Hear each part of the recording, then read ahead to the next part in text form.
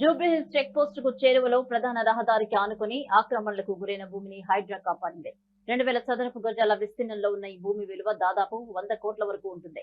2 దశాబ్దాలుగా అక్రమార్కుల చేతిలో కబ్జా అయిన భూమికి హైడ్రా విముక్తి కల్పించింది.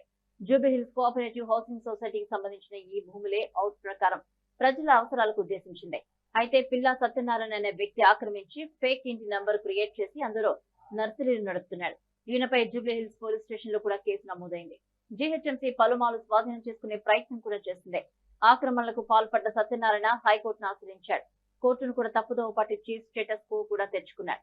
స్టేటస్ కో ఉంటూ ఉండగా అక్కడ ఎలాంటి నిర్మాణాలు చేపట్టరాదు, నర్సరీ నడపరాదు. కానీ అక్కడ అనుమతి లేని షెడ్డు నిర్మాణాలు, నర్సరీ వ్యాపారాన్ని నిర్వహించాడు.